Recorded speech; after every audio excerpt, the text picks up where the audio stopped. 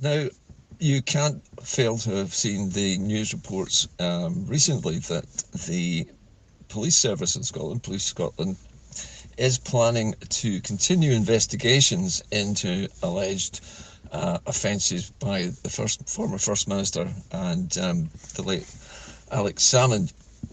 Now, most people on social media have been appalled by the idea that Police Scotland could be used in this way to investigate a dead man, basically.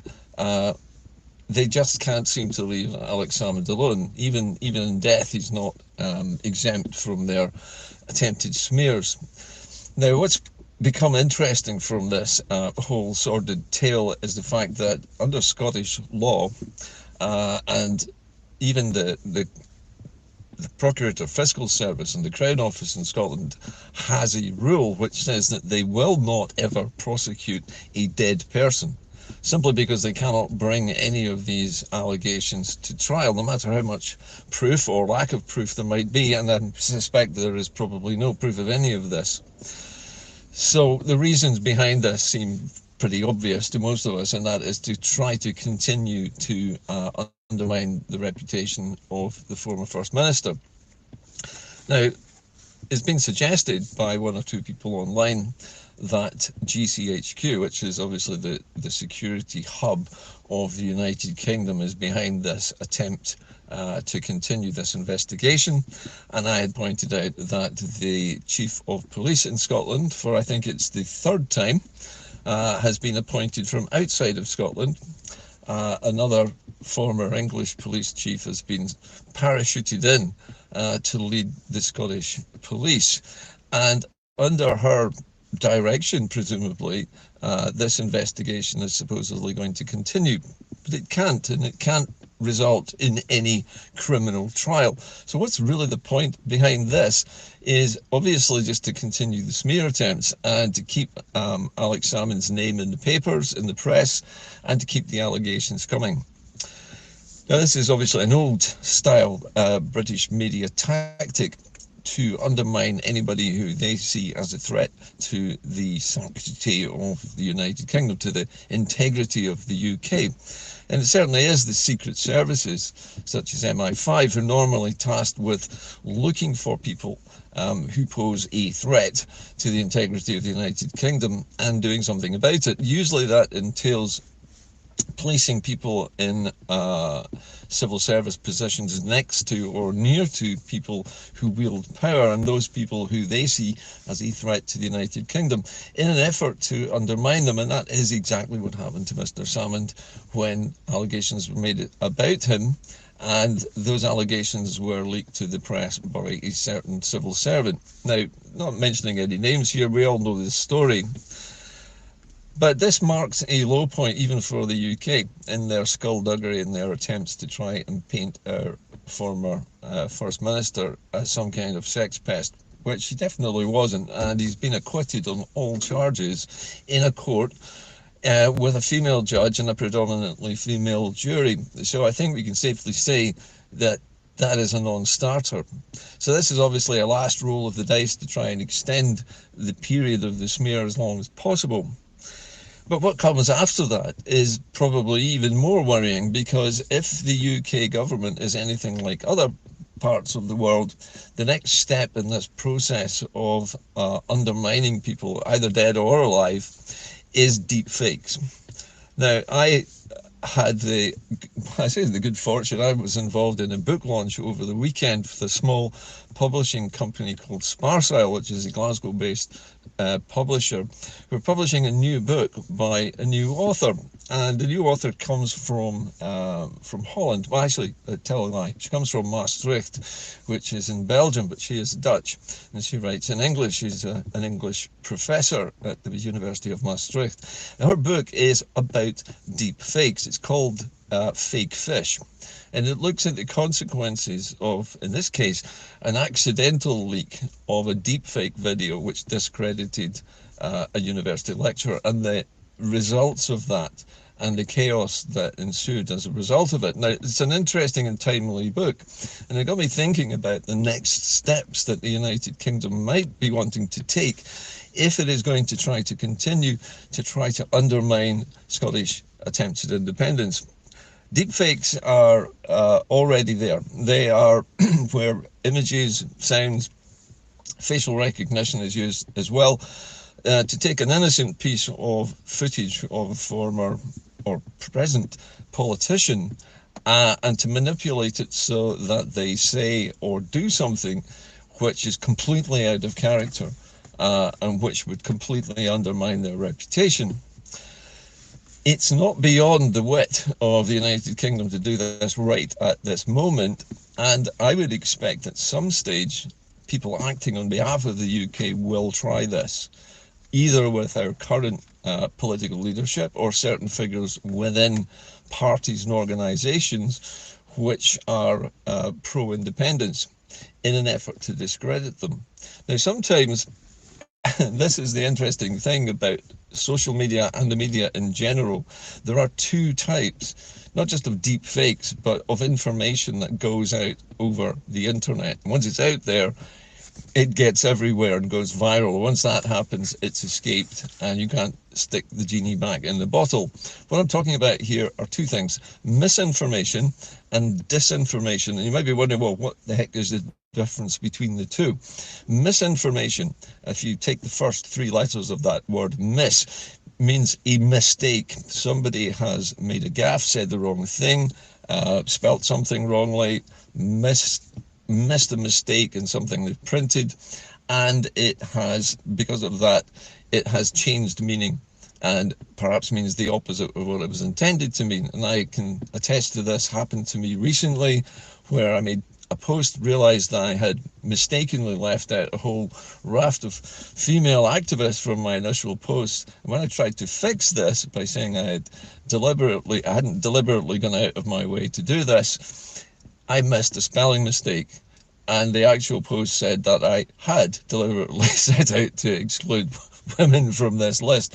Got me into all sorts of trouble, and I spent a long time trying to set this record straight.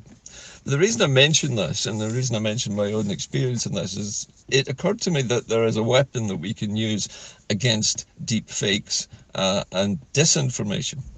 Now, disinformation is deliberately misleading or false information, hence the word dis. So to kind of distinguish it from misinformation, which is mistakenly posted information, disinformation is deliberately trying to deceive you. And disinformation could take the form of deep fakes.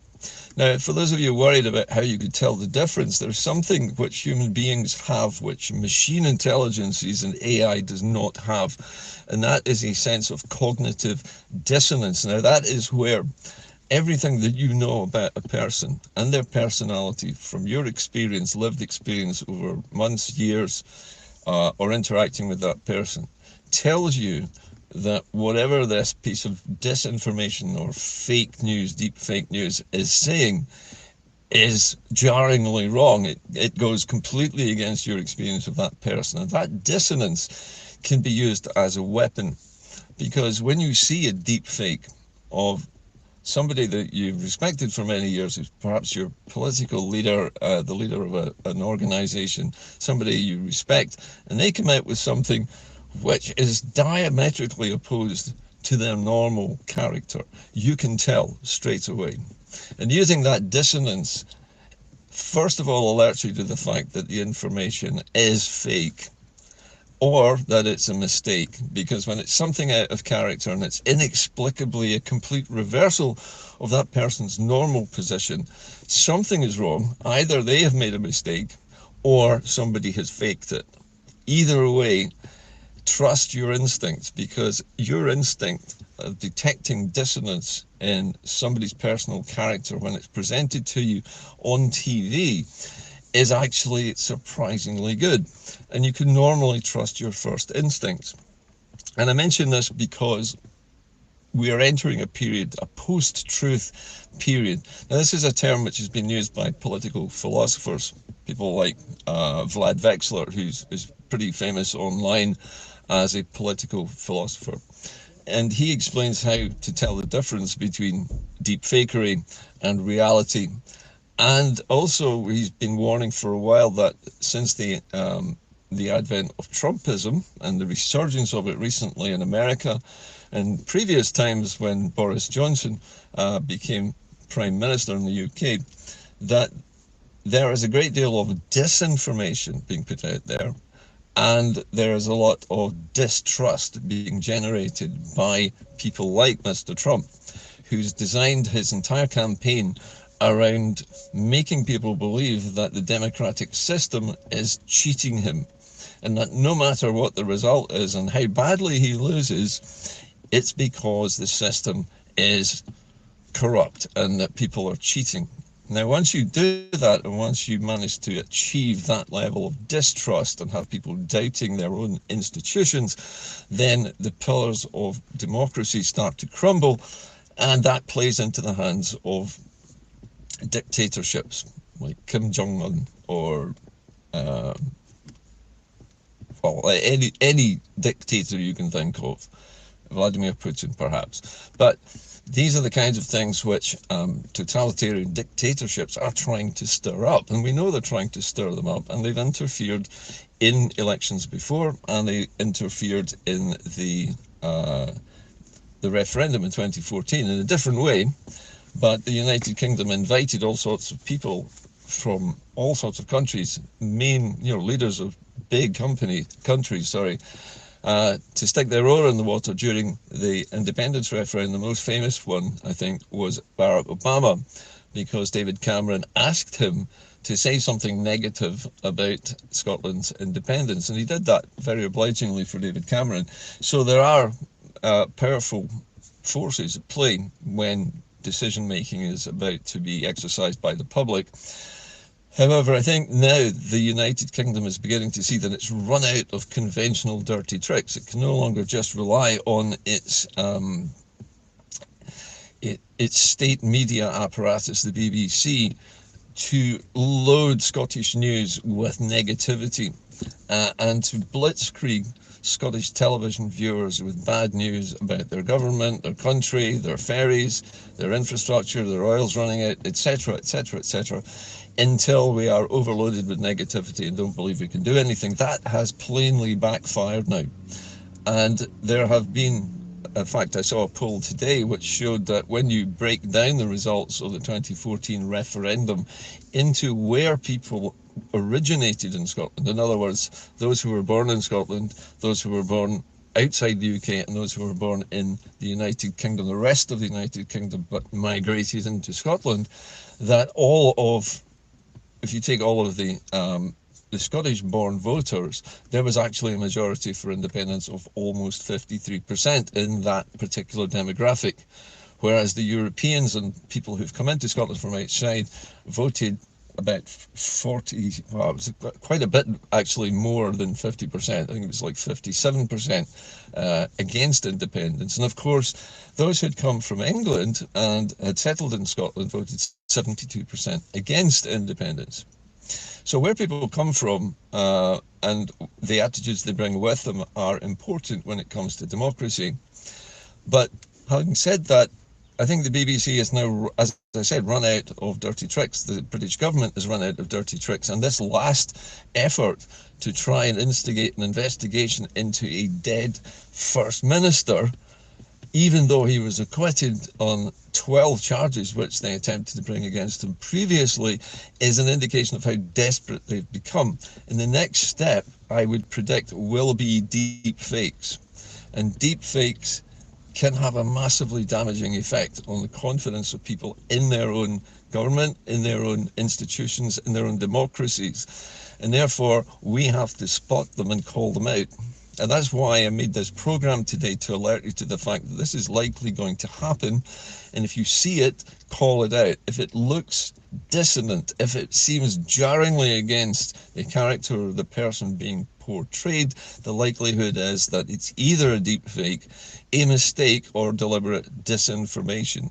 And doing a little bit of research and digging, you can usually find out which one it is. But either way, because we do not have a media here which is free, we have the British Broadcasting Corporation, and until our government rejects that British Broadcasting Corporation as illegitimate here in Scotland, we cannot have our own independent media.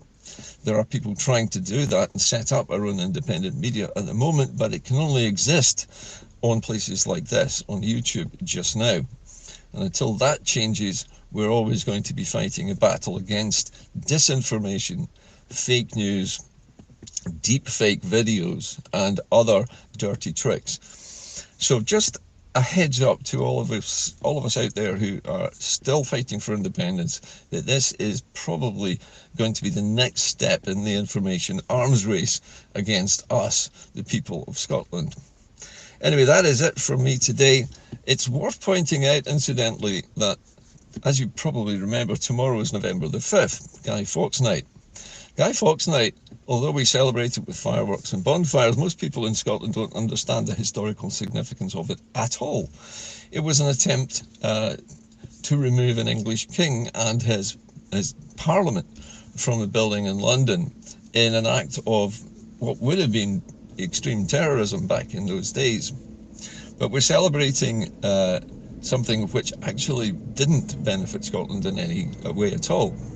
In fact, the change of monarch at that time might have benefited Scotland, because most of it, and most of the reasons why Guy Fawkes and his co-conspirators were executed, burned at the stake, was because they were a threat to what became the United Kingdom. They were a threat to England at the time. And so they had to be punished, and they had to be made an example of, and that's what Bonfire Night is tomorrow night. And of course, that is perpetuated in Scotland as well by the state media, because they like us to believe that Guy Fawkes being burned at the stake was a good thing, whether it was or not. Anyway, that's it from Inde-Car today. I thought it would be interesting to discuss the topic of deep fakes, and for two reasons. Personal experience of mine over the weekend. I was a victim of my own misinformation recently, where I apparently posted something which was completely against my normal views, and people picked me up on it and asked me to explain myself, and there were a lot of people jumped on my, rightly so, because of what was printed on social media, because it was wrong, and it was just simply a spelling error that I didn't check. So also be careful what you post, and make sure you spell check it, because it's very easy to miss something critical and appear to say something ridiculously against your normal views. That's it from Inde-Car today. Watch out on social media for deepfakes, for disinformation and mistakes, and make sure you can tell the difference. But trust your internal instincts, that if you know somebody, a politician or a public figure, and you know how they normally behave, if they're behaving out of character on some piece of film footage that's gone viral, you can bet your bottom dollar that either somebody has faked that, or they have taken an individual mistake and tried to make it seem deliberate. That's it from me today. I'll talk to you again soon. Thank you for watching. If you would like to continue to support the channel, please do so. I'll post a link at some point today on social media. And of course, I always appreciate every small donation, no matter how small it is. It helps keep me going. Thank you for watching. See you soon. Bye for now.